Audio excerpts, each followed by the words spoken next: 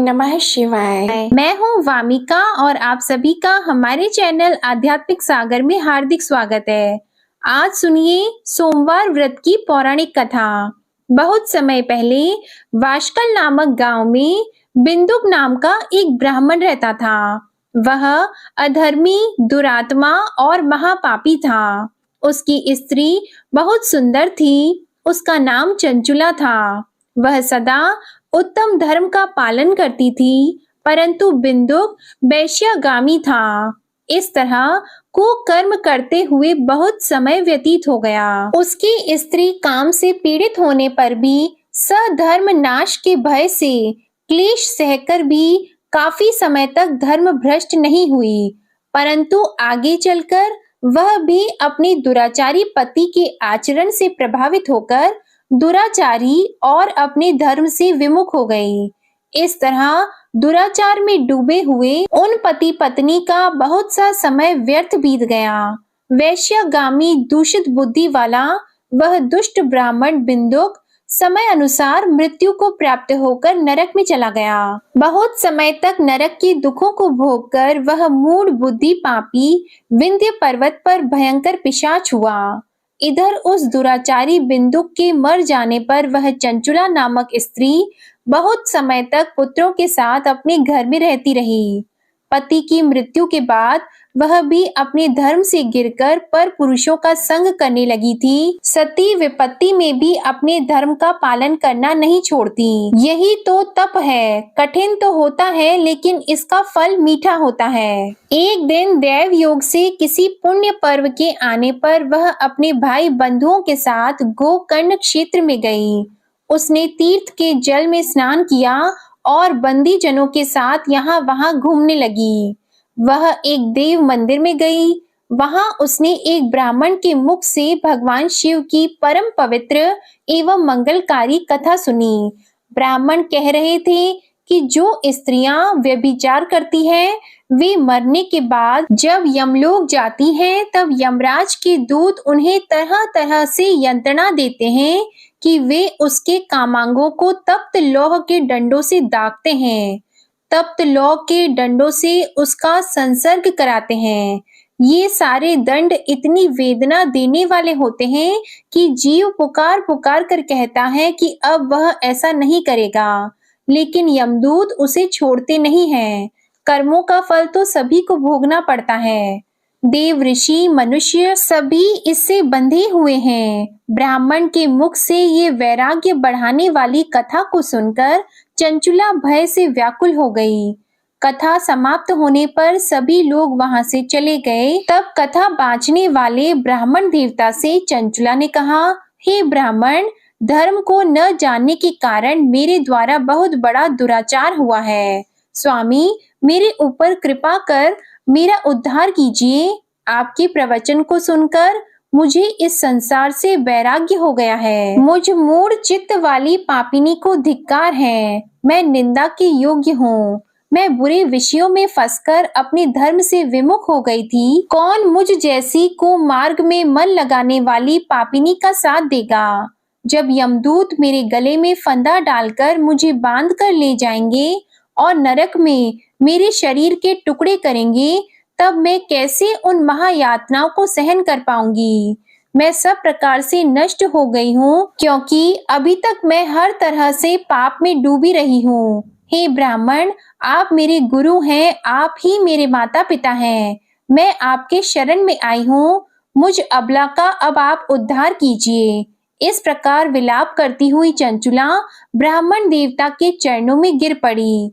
तब ब्राह्मण ने उसे कृपा पूर्वक उठाया और इस प्रकार कहा, नारी, तुम सौभाग्यशाली हो, जो भगवान शंकर की कृपा से तुमने वैराग्यपूर्ण ये कथा सुनी है और कथा को सुनकर समय से अपनी गलती का एहसास कर लिया है।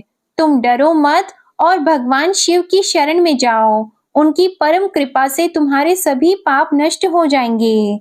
मैं तुम्हें भगवान शिव की कथा सहित वह मार्ग बताऊंगा जिसके द्वारा तुम्हें सुख देने वाली उत्तम गति प्राप्त होगी। शिव कथा सुनने से तुम्हारी बुद्धि शुद्ध हो गई है और तुम्हें पश्चाताप हुआ है तथा मन में वैराग्य उत्पन्न हुआ है। पश्चाताप ही पाप करने वाले पापियों के लिए सबसे बड़ा प्रायश्चित है।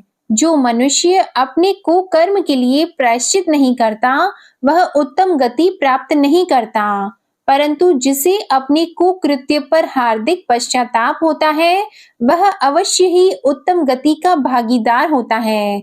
इसमें कोई शक नहीं है। शुद्ध चित्त में ही भगवान शिव और माता पार्वती का वास होता है। वह शुद्ध आत्मा पुरुष सदा शिव के पद को प्राप्त होता है। इस कथा का श्रवण सभी मनुष्यों के लिए कल्याणकारी है, अतः इसकी आराधना और सेवा करनी चाहिए। हे ब्राह्मण पत्नी, तुम अन्य विषयों से अपने मन को हटाकर भगवान शंकर की इस परम पावन कथा को सुनो। इससे तुम्हारे चित्त की शुद्धि होगी और तुम्हें मोक्ष की प्राप्ति होगी। जो मनुष्य निर्मल हृदय से भगवान शिव के चरणों का चिंतन करता है, उसकी एक ही जन्म में मुक्ति हो जाती है। यह कहकर वे ब्राह्मण चुप हो गए। उनका हृदय करुणा से भर गया। वे ध्यान में मग्न हो गए। ब्राह्मण का यह उपदेश सुनकर चंचुला के नेत्रों में आनंद के आंसू छलक आए। वह हर्ष भरे हृदय से ब्राह्मण देवता के चरणों में गिर गई और हाथ जोड़कर बोली कि मैं कृतार्थ हो गई। हे ब्राह्मण, शिव भक्तों में श्रेष्ठ स्वामिन, आप धन्य हैं। आप परमार्थदर्शी हैं और सदा परोपकार में लगे रहते हैं। साधो, मैं नरक के समुद्र में गिर रही हूँ। कृपा करके मेरा उद्धार कीजिए। जिस पौराणिक और अमृत के समान कथा की बात आपने की है, उसे सुनकर ही मेरे मन में वैराग्य उत्पन्न हुआ। उस अमृतमयी कथा को सुनने के लिए मेरे मन में बड़ी श्रद्धा हो रही है। कृपया आप मुझे उसे सुनाइए। कथा सुनने की इच्छा मन में लिए हुए चंचुला उन ब्राह्मण देवता की सेवा में वहीं रहने लगी। उस गोकर्ण नामक महाक्षेत्र में उन ब्राह्मण देवता के मुख से चंचुला भगवान शिव की भक्ति, ज्ञान और वैराग्य बढ़ाने वाले और मुक्ति देने वाली परम उत्तम कथा सुनकर कृतार्थ हुई। उसका चित्त शुद्ध हो गया। वह अपने हृदय में शिव के सगुण रूप का चिंतन करने लगी। वह सदैव शिव सच्चिदानंदमय स्वरूप का स्मरण करती थी। इसके बाद अपना समय पूर्ण होने पर चंचुला ने बिना किसी कष्ट के अपना शरीर त्याग दिया। उसे लेने के लिए एक दिव्य विमान वहां पहुंचा। ये विमान शोभा साधनों से सजा था और शिव गणों से सुशोभित था। चंचुला विमान से शिवपुरी पहुंची। उसके सारे पाप धुल गए। वह दिव्य रूप धारिणी दिव्यांगना हो गई थी। वह गौरांगी देवी मस्तक पर अर्धचंद्र का मुकुट और अन्य दिव्य आभूषण पहने शिवपुरी में पहुंची। वहां उसने सनातन देवता त्रिनेत्रधारी महादेव शिव को देखा। सभी देवता उनकी सेवा में भक्ति भाव से उपस्थित थे। उनकी अंग कांति करोड़ों सूर्यों के समान प्रकाशित हो रही थी। 5 मुख और हर मुख में 3-3 नेत्र थे। मस्तक पर अर्धचंद्र आकार मुकुट शोभायमान हो रहा था। कंठ में नील चिन्ह, उनके साथ में देवी गौरी विराजमान थी, जो विद्युत पुंज के समान प्रकाशित हो रही थी। महादेव जी की कांति कपूर के समान गौर थी। उनके शरीर पर श्वेत वस्त्र थे तथा शरीर श्वेत भस्म से युक्त था। इस प्रकार भगवान शिव के परम उज्जवल रूप के दर्शन कर चंचुला बहुत प्रसन्न हुई। उसने भगवान को बारंबार प्रणाम किया और हाथ जोड़कर प्रेम, आनंद और संतोष से युक्त होकर विनीत भाव से खड़ी हो गई। उसके नेत्रों से आनंद के आंसुओं की धारा बहने लगी। भगवान शंकर और भगवती गौरी उमा ने करुणा के साथ सौम्य दृष्टि से देखकर चंचुला को अपने पास बुलाया। गौरी उमा ने उसे प्रेम पूर्वक अपनी सखी बना लिया। चंचुला सुख पूर्वक भगवान शिव के धाम में उमा देवी की सखी के रूप में निवास करने लगी। एक दिन चंचुला आनंद में मग्न उमा देवी के पास गई और दोनों हाथ जोड़कर उनकी इस स्तुति को करने लगी। हे गिरिराज नंदिनी स्कंद माता उमा, आप सभी मनुष्यों एवं देवताओं द्वारा पूजित तथा समस्त सुखों को देने वाली हैं। आप शंभु प्रिया हैं, आप ही सगुणा और निर्गुणा हैं। हे सच्चिदानंद स्वरूपा, आप ही प्रकृति की पोषक हैं। हे माता, आप ही संसार की सृष्टि पालन और संहार करने वाली हैं। इस प्रकार सद्गति प्राप्त चंचुला देवी की स्तुति कर शांत हो गई। उसकी आंखों में प्रेम के आंसू उमड़ आए। तब शंकर प्रिया भक्त वत्सला उमा देवी ने बड़े प्रेम से चंचुला को चुप कराते हुए कहा कि सखी चंचुला, मैं तुम्हारी इस स्तुति से प्रसन्न हूँ। बोलो क्या वर मांगती हो? तब चंचुला बोली, हे गिरिराज कुमारी, मेरे पति बिंदुक इस समय कहाँ हैं? उनकी स्थिति कैसी है मुझे बताइए और कुछ उपाय कीजिए ताकि हम फिर से मिल सकें। हे महादेवी, मेरे पति एक शूद्र जाति वैश्या के प्रति आसक्त थे और पाप में ही डूबे रहते थे। गिरिजा बोली, बेटी, तुम्हारा पति बिंदुक पापी था। उसका अंत बड़ा भयानक हुआ। वैश्या का उपभोग करने के कारण वह मूर्ख नरक में अनेक वर्षों तक अनेक प्रकार के दुख भोगकर अब शेष पाप को भोगने के लिए विंध्य पर्वत पर पिशाच की योनि में रह रहा है और वह दुष्ट वहीं वायु पीकर रहता है और सब प्रकार के कष्ट सहता है। गौरी देवी की ये बात सुनकर चंचुला अत्यंत दुखी हो गई। फिर मन को किसी तरह स्थिर करती हुई दुखी हृदय से माँ गौरी से उसने एक बार फिर पूछा, हे महादेवी, मुझ पर कृपा कीजिए और मेरे पापी पति का अब उद्धार कीजिए। कृपा करके मुझे वह उपाय बताइए जिससे मेरे पति को उत्तम गति प्राप्त हो सके। गौरी देवी ने कहा, यदि तुम्हारा पति भगवान शिव की पुण्यमय उत्तम कथा सुने तो वह इस दुर्गति को पार करके उत्तम गति का भागी हो सकता है। अमृत के समान मधुर गौरी देवी के ये वचन सुनकर चंचुला ने दोनों हाथ जोड़कर मस्तक झुकाकर उन्हें बार बार प्रणाम किया और प्रार्थना की कि मेरे पति को भगवान शिव की कथा सुनाने की व्यवस्था कीजिए। ब्राह्मण पत्नी चंचुला के बार बार प्रार्थना करने पर शिव प्रिया गौरी देवी ने भगवान शिव की महिमा का गान करने वाले गंधर्व राज तुमरु को बुलाकर कहा, तुमरु, तुम्हारी भगवान शिव में प्रीति है। तुम मेरे मन की सभी बातें जानकर मेरे कार्यों को सिद्ध करते हो, तो मेरी इस सखी के साथ विंध्य पर्वत पर जाओ। वहां एक महाघोर और भयंकर पिशाच रहता है। पूर्व जन्म में वह पिशाच बिंदुक नामक ब्राह्मण मेरी इस सखी चंचुला का पति था। वह वैश्यागामी हो गया था। वह स्नान संध्या आदि नित्य कर्म छोड़कर अपवित्र रहने लगा। क्रोध के कारण उसकी बुद्धि भ्रष्ट हो गई थी। दुर्जनों से उसकी मित्रता तथा सज्जनों से द्वेष बढ़ गया था। वह अस्त्र शस्त्र से हिंसा करता, लोगों को सताता और उनके घरों में आग लगा देता था। चांडालों से दोस्ती करता और वह रोज वैश्या के पास जाता था। पत्नी को त्याग कर दुष्ट लोगों से दोस्ती कर उन्हीं के संपर्क में रहता था। वह मृत्यु तक दुराचार में फंसा रहा। मृत्यु के बाद उसे पापियों के भोग स्थान यमपुरी में ले गए। वहां घोर नरकों को सहकर इस समय वह विंध्य पर्वत पर पिशाच बनकर रह रहा है और पापों का फल भोग रहा है। तुम उसके सामने परम पुण्यमयी पापों का नाश करने वाली भगवान शिव की दिव्य कथा का प्रवचन करो।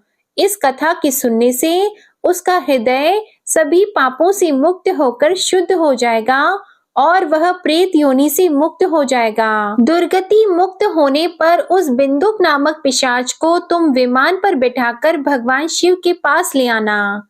माँ उमा का आदेश पाकर गंधर्व राज तुमरु प्रसन्नता पूर्वक अपने भाग्य की सराहना करते हुए चंचुला को साथ लेकर विमान से पिशाच के निवास स्थान विंध्य पर्वत पर गया। वहां पहुंचकर उसने विशाल आकृति वाले पिशाच को देखा।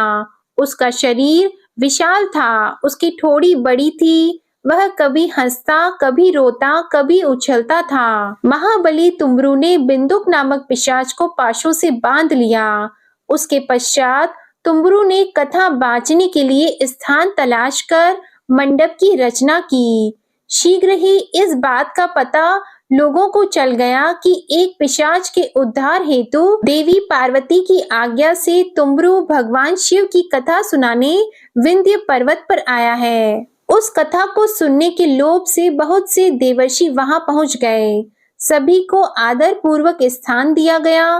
पिशाच बिंदुक को पाशों में बांधकर आसन पर बिठाया गया और तब तुमरू ने परम उत्तम भगवान शिव की अमृत कथा का गान शुरू किया, जिससे सभी श्रोता कृतार्थ हो गए। परम पुण्यमयी कथा को सुनकर पिशाच सभी पापों से मुक्त हो गया और उसने पिशाच शरीर का त्याग कर दिया। शीघ्र ही उसका रूप दिव्य हो गया। उसका शरीर गौर वर्ण का हो गया। शरीर पर श्वेत वस्त्र एवं पुरुषों के आभूषण आ गए। इस प्रकार दिव्य देहधारी होकर बिंदुक अपनी पत्नी चंचुला के साथ स्वयं भी भगवान शिव का गुणगान करने लगा। उसे दिव्य रूप में देखकर सभी को बहुत आश्चर्य हुआ। उसका मन परम आनंद से परिपूर्ण हो गया। सभी भगवान महेश्वर के अद्भुत चरित्र को सुनकर कृतार्थ होकर उनका यशोगान करते हुए अपने अपने धाम को चले गए। बिंदुक अपनी पत्नी चंचुला के साथ विमान में बैठकर शिवपुरी की ओर चल दिया। महेश्वर के गुणों का गान करता हुआ बिंदुक अपनी पत्नी चंचुला और तुमरू के साथ शीघ्र ही शिव धाम पहुंच गया। भगवान शिव देवी पार्वती ने उसे अपना पार्षद बना लिया। दोनों पति पत्नी सुखपूर्वक भगवान महेश्वर एवं देवी गौरी के श्री चरणों में अविचल निवास पाकर धन्य हो गए। बोलिए उमा महेश्वर भगवान की जय। अब सुनिए भगवान शंकर की दूसरी कथा। एक धनवान साहूकार था, जिसके घर किसी प्रकार की कोई कमी नहीं थी, परंतु उसको एक दुख था। उसका कोई पुत्र नहीं था। वह इसी चिंता में दिन और रात रहता था और वह पुत्र की कामना से हर सोमवार को शिव जी का व्रत और पूजन किया करता था। सायंकाल को मंदिर में जाकर शिव जी का दीपक जलाता था। उसके भक्ति भाव को देखकर एक समय श्री पार्वती जी ने भगवान शिव जी महाराज से कहा कि वह साहूकार आपका अनंत भक्त है और सदैव आपका व्रत और पूजन बड़ी श्रद्धा से करता है। इसकी मनोकामना आप पूर्ण कीजिए। तब भगवान शिव ने कहा कि हे पार्वती, यह संसार कर्म क्षेत्र है। जैसी किसान खेत में जैसा बीज बोता है वैसा ही फल काटता है, उसी तरह से इस संसार में जैसा कर्म करते हैं वैसा ही फल मिलता है। तब माता पार्वती ने अत्यंत आग्रह से कहा कि महाराज, जब यह आपका भक्त है और इससे किसी प्रकार का दुख है तो उसको अवश्य दूर करना चाहिए, क्योंकि आप सदैव अपने भक्तों पर दयालु हैं और उनके दुखों को दूर करते हैं। यदि आप ऐसा नहीं करेंगे तो मनुष्य आपकी सेवा व्रत क्यों करेंगे? माता पार्वती जी के आग्रह को देखकर भगवान भोलेनाथ कहने लगे कि हे पार्वती, इसके कोई पुत्र नहीं है, इसी चिंता से यह दुखी रहता है। इसके भाग्य में पुत्र न होने पर भी इसके पुत्र की प्राप्ति का मैं वर देता हूँ, परंतु वह पुत्र केवल 12 वर्ष तक जीवित रहेगा। इसके पश्चात वह मृत्यु को प्राप्त हो जाएगा। इससे अधिक मैं और कुछ इसके लिए नहीं कर सकता हूँ। यह सब बातें वह साहूकार सुन रहा था। इससे उसको न कुछ प्रसन्नता हुई और न ही उसे कुछ कष्ट हुआ। वह पहले जैसे ही भगवान शिव का व्रत और पूजन करता रहा। कुछ समय व्यतीत हो जाने पर साहूकार की स्त्री गर्भवती हुई और उसे 10वें महीने में गर्भ से अति सुंदर पुत्र की प्राप्ति हुई। साहूकार के घर में बहुत खुशियां मनाई गई, परंतु साहूकार ने उसको केवल 12 वर्ष की आयु जानकर कोई अधिक प्रसन्नता प्रकट नहीं की और न ही किसी को यह भेद बताया। जब वह 11 वर्ष का हो गया तो उस बालक की माता ने उसके पिता से विवाह आदि के लिए कहा, परंतु साहूकार कहने लगा, मैं अभी इसका विवाह नहीं करूंगा और पढ़ने के लिए इसे भेजूंगा। फिर साहूकार ने अपने साले अर्थात उस बालक के मामा को बुलाकर उसको बहुत सा धन देकर कहा, तुम इस बालक को काशी में पढ़ने के लिए ले जाओ और रास्ते में जिस स्थान पर भी जाओ वहां यज्ञ करना और ब्राह्मणों को भोजन कराते जाना। वे दोनों मामा और भांजा सब जगह यज्ञ करते और ब्राह्मणों को भोजन कराते जा रहे थे। रास्ते में उनको एक शहर पड़ा। उस शहर के राजा की कन्या का विवाह था और दूसरे राजा का लड़का जो विवाह कराने के लिए बारात लेकर आया था, वह एक आंख से काना था।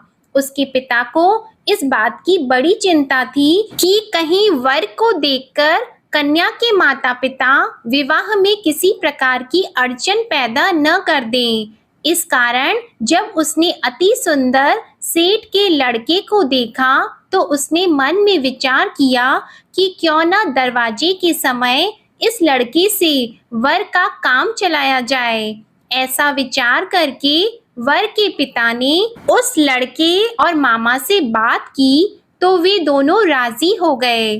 फिर उस लड़के को वर के कपड़े पहनाकर और घोड़ी पर चढ़ाकर दरवाजे पर ले गए और बड़ी सुंदरता से सब कार्य संपन्न हो गए। वर के पिता ने सोचा, यदि विवाह कार्य भी इसी लड़के से करा दिया जाए तो इसमें क्या बुराई है। ऐसा विचार करके लड़का और उसके मामा से कहा, यदि आप फेरों और कन्यादान का काम भी करा दें तो आपकी बड़ी कृपा होगी और हम इसके बदले बहुत सा धन देंगे। उन्होंने भी स्वीकार कर लिया और विवाह कार्य भी बहुत कुछ अच्छी तरह से हो गया। परंतु जिस समय लड़का जाने लगा तो उसने राजकुमारी की चुन्नी के पल्ले पर लिख दिया कि तेरा विवाह मेरे साथ हुआ है, परंतु जिस राजकुमार के साथ तुमको भेजेंगे वह एक आंख से काना है। मैं तो काशी जी पढ़ने जा रहा हूँ। उस राजकुमारी ने जब अपनी चुन्नी पर ऐसा लिखा हुआ देखा तो उसने राजकुमार के साथ जाने से मना कर दिया और कहा कि ये मेरा पति नहीं है, मेरा विवाह इसके साथ नहीं हुआ, वह तो काशी जी पढ़ने गया है। राजकुमारी के माता पिता ने अपनी कन्या को विदा नहीं किया और बारात वापस चली गई। उधर वह सेठ का लड़का और उसका मामा काशी जी पहुंच गए। वहां जाकर उन्होंने यज्ञ करना और लड़के ने पढ़ना शुरू कर दिया।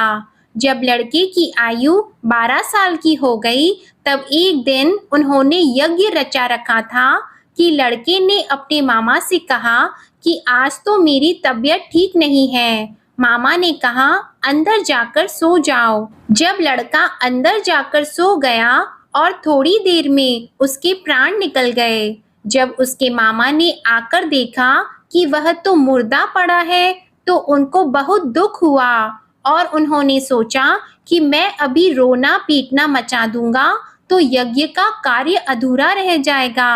अतः उन्होंने जल्दी से यज्ञ का कार्य समाप्त करके ब्राह्मणों के जाने के बाद रोना पीटना आरंभ कर दिया। संयोगवश उसी समय शिवजी और पार्वती जी उधर से जा रहे थे। पार्वती जी कहने लगी, हे महादेव, कोई दुखियारा रो रहा है, इसके कष्टों को आप दूर करो। तब भगवान शिव बोले, इसकी आयु इतनी ही थी सो ये भोग चुका है। माता पार्वती ने कहा कि महाराज कृपा करके इस बालक को और आयु दे दो, नहीं तो इसके माता पिता तड़प तड़प कर मर जाएंगे। पार्वती जी के इस प्रकार बार बार आग्रह करने पर भगवान शिव जी ने उसे जीवन दान दे दिया और शिव जी की कृपा से लड़का जीवित हो गया। शिव जी और पार्वती जी कैलाश पर्वत पर चले गए। तब इस प्रकार यज्ञ करते हुए लड़का और उसके मामा अपने घर की ओर चल पड़े। रास्ते में उसी शहर में गए जहां उसका विवाह हुआ था और जहां पर आकर यज्ञ किया तो लड़के के ससुर ने उसे पहचान लिया और अपने घर महल में जाकर बड़ी खातिर के साथ बहुत दास दासियों के सहित आदर पूर्वक लड़की और जमाई को विदा किया।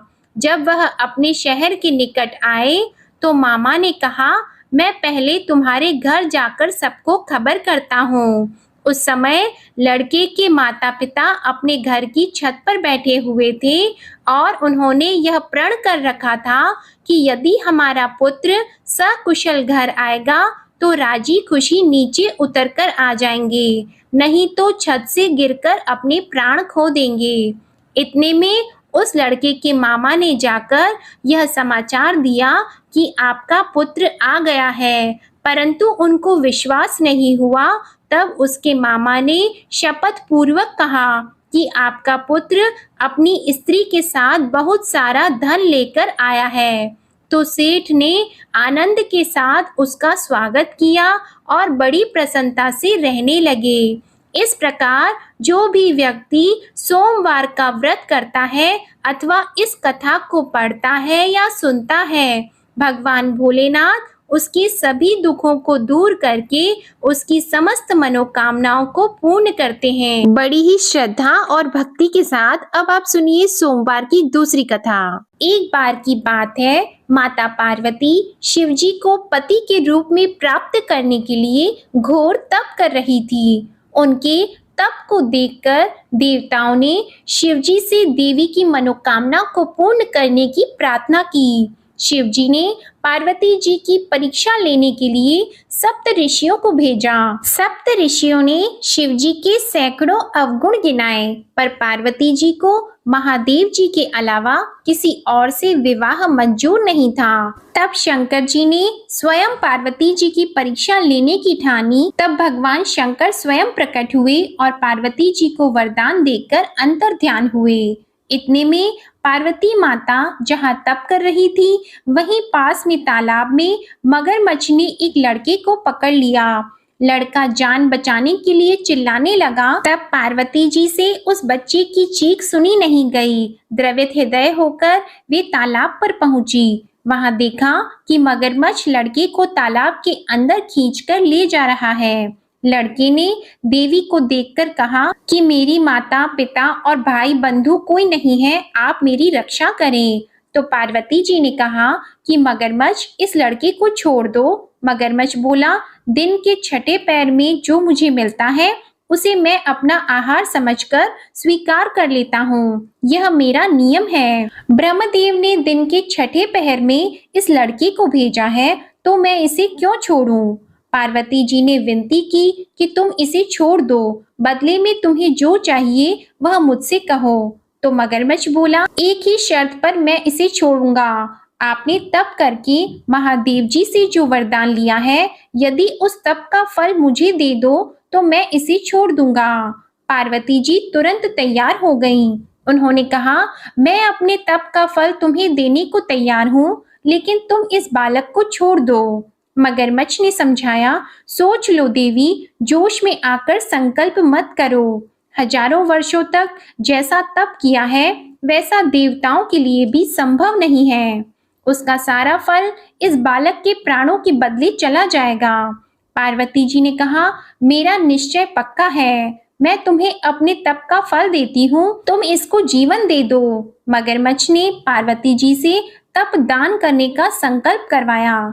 तप का दान होते ही मगरमच्छ का देह तेजी से चमकने लगा और वह बोला, हे पार्वती, ये देखो, तप के प्रभाव से मैं तेजस्वी बन गया हूँ। तुमने जीवन भर की पूंजी एक बच्चे के लिए व्यर्थ कर दी। चाहे तो अपनी भूल सुधारने का एक मौका और दे सकता हूँ। तब पार्वती जी ने कहा, हे ग्राह, तब तो मैं पुनः कर सकती हूँ, किंतु यदि तुम इस लड़के को निगल जाते तो इसका जीवन वापस नहीं मिल सकता था। देखते ही देखते वह लड़का अदृश्य हो गया और मगरमच्छ भी लुप्त हो गया।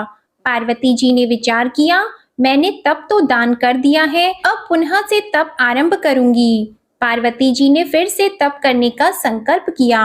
भगवान सदाशिव फिर से प्रकट होकर बोले, हे पार्वती, भला अब क्यों तप कर रही हो? तब पार्वती जी ने कहा, प्रभु, मैंने अपने तप का फल दान कर दिया है। आपको पति रूप में पाने के संकल्प के लिए मैं फिर से वैसा ही घोर तप करके आपको प्रसन्न करूंगी। तो महादेव जी बोले, मगरमच्छ और लड़के दोनों रूपों में मैं ही था। तुम्हारा चित्त प्राणी मात्र में अपने सुख दुख का अनुभव करता है या नहीं, इसकी परीक्षा लेने के लिए मैंने ही यह लीला रची थी। अनेक रूपों में दिखने वाला मैं एक ही हूँ। मैं अनेक शरीरों से अलग निर्विकार हूँ। तुमने अपना तप मुझे ही दिया है, इसलिए अब और तप करने की कोई आवश्यकता नहीं है। देवी ने महादेव जी को प्रणाम कर प्रसन्न मन से विदा किया। प्रेम से बोलिए भगवान शंकर और माता पार्वती की जय। अब आप सुनिए तीसरी कथा। एक बार नारद जी ने भोलेनाथ जी की स्तुति करके पूछा कि प्रभु, आपको प्रसन्न करने के लिए सबसे उत्तम और सुलभ साधन क्या है? हे त्रिलोकीनाथ, आप तो निर्विकार और निष्काम हैं। आप सहज ही प्रसन्न हो जाते हैं। फिर भी मेरे जानने की इच्छा है कि आपको क्या प्रिय है। तब शिव जी बोले, नारद जी, वैसे तो मुझे भक्त के भाव सबसे प्रिय हैं, फिर भी आपने पूछा है तो मैं बताता हूँ। मुझे जल के साथ साथ बिल्व पत्र बहुत प्रिय हैं। जो अखंड बिल्व पत्र मुझे श्रद्धा से अर्पित करते हैं, मैं उन्हें अपने लोक में स्थान देता हूँ। नारद जी भगवान शंकर और माता पार्वती की वंदना करके अपने लोक को चले गए। उनके जाने के पश्चात पार्वती जी ने शिव जी से पूछा कि हे प्रभु, मेरी ये जानने की बड़ी तीव्र इच्छा हो रही है कि आपको बेलपत्र इतने प्रिय क्यों हैं? कृपा करके मेरी जिज्ञासा को शांत कीजिए। तब शिव जी बोले, हे शिवे, बिल्व के पत्ते मेरी जटा के समान हैं। उसका त्रिपत्र यानी 3 पत्ते ऋग्वेद, यजुर्वेद और सामवेद हैं। शाखाएं समस्त शास्त्र का स्वरूप है। बिल्व वृक्ष को आप पृथ्वी का कल्प वृक्ष समझें, जो ब्रह्मा, विष्णु और शिव स्वरूप हैं। हे पार्वती, स्वयं महालक्ष्मी जी ने शैल पर्वत पर बिल्व वृक्ष रूप में जन्म लिया था। इस कारण भी बेल का वृक्ष मेरे लिए अति प्रिय है। महालक्ष्मी जी ने बिल्व का रूप धरा, ये सुनकर पार्वती जी कौतूहल में पड़ गईं और पार्वती जी कौतूहल से उपजी जिज्ञासा को रोक न पाईं। उन्होंने पूछा, देवी लक्ष्मी ने आखिर बिल्व वृक्ष का रूप क्यों लिया? आप ये कथा विस्तार से कहें। तब भोलेनाथ ने देवी पार्वती जी को कथा सुनाना आरंभ किया। हे देवी, सतयुग में ज्योति रूप में मेरे अंश का रामेश्वर लिंग था।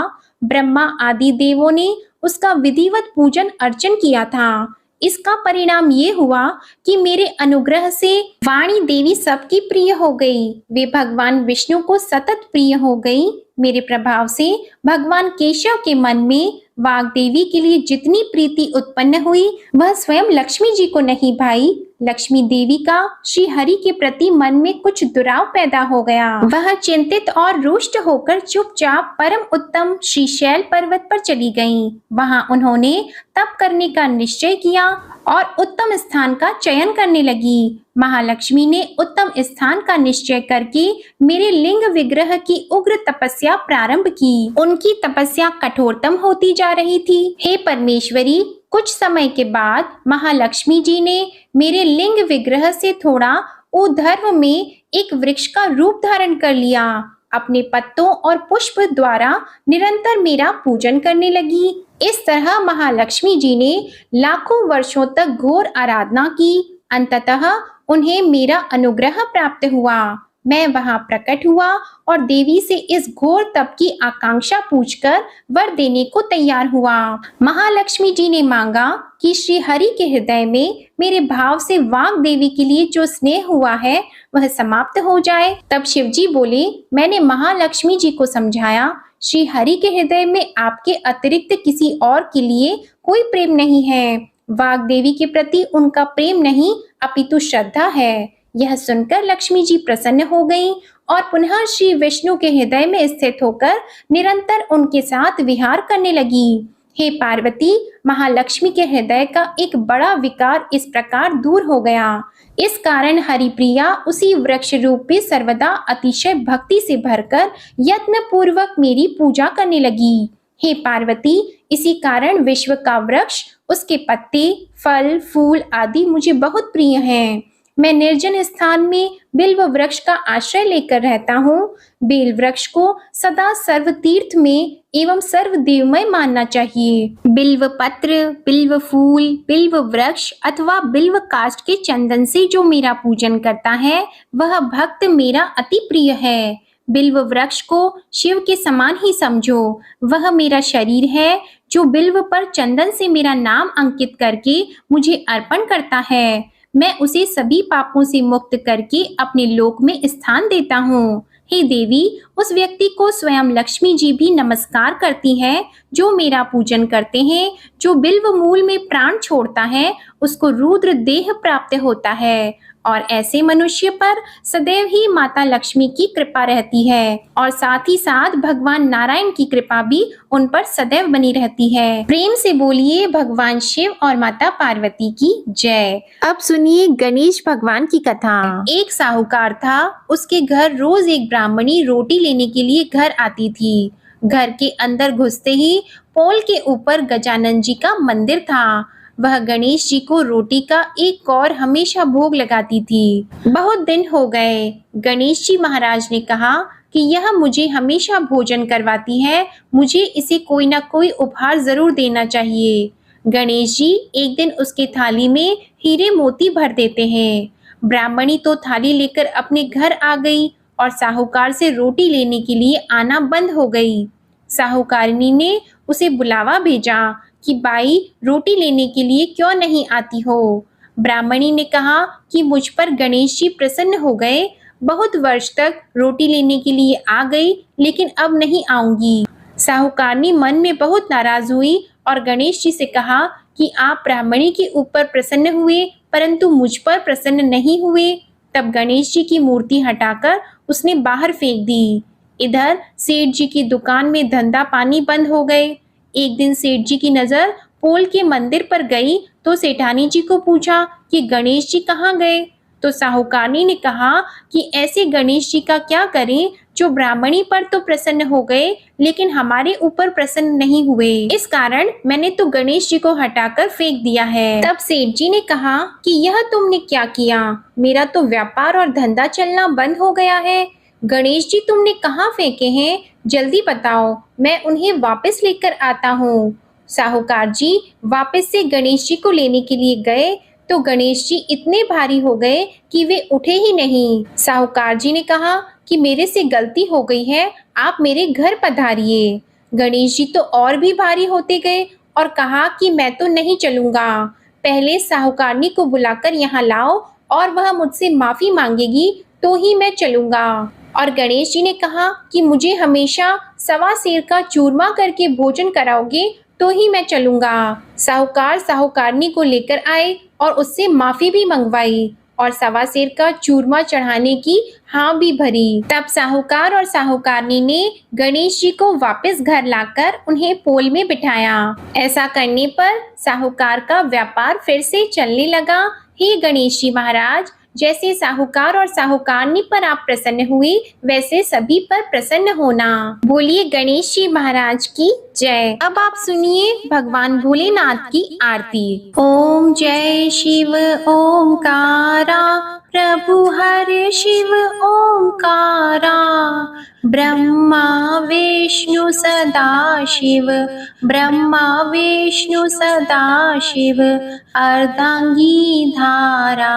ओम जय शिव ओमकारा, एकानन चतुरानन, पंचानन राजे, स्वामी पंचानन राजे, हंसासन गरुड़ासन, हंसासन गरुड़ासन, वृषवाहन साजे। ओम जय शिव ओमकारा, दो भुज चार चतुर्भुज, दस भुज अति सोहे, स्वामी दस भुज अति सोहे, त्रिगुण रूप निरखते, त्रिगुण रूप निरखते, त्रिभुवन जन मोहे। ओम जय शिव ओंकारा। अक्षमाला वनमाला मुंडमाला धारी, स्वामी मुंडमाला धारी। त्रिपुरारी कंसारी, त्रिपुरारी कंसारी, करमाला धारी। ओम जय शिव ओंकारा।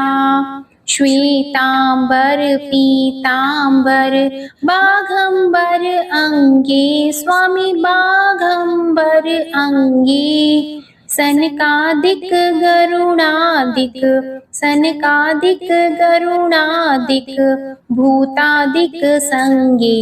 ओम जय शिव ओंकारा। कर की मध्य कमंडल चक्र त्रिशूलधारी, स्वामी चक्र त्रिशूलधारी। सुखकारी दुखहारी, सुखकारी दुखहारी, जगपालनकारी। ओम जय शिव ओंकारा। ब्रह्मा विष्णु सदाशिव जानत अविवेका, स्वामी जानत अविवेका। प्रणवाक्षर में शोभित, प्रणवाक्षर में शोभित, ये तीनों एका। ओम जय शिव ओंकारा। त्रिगुण स्वामी जी की आरती जो कोई नर गावे, स्वामी जो कोई नर गावे। कहत शिवानंद स्वामी, कहत शिवानंद स्वामी, मन वांछित फल पावे। ओम जय शिव ओंकारा। ओम जय शिव ओंकारा। जय भोलेनाथ। आप सभी को आज की कथा और ये वीडियो पसंद आई हो तो वीडियो को लाइक करें, शेयर करें और कमेंट में माता पार्वती और भोलेनाथ की जय जरूर लिखें।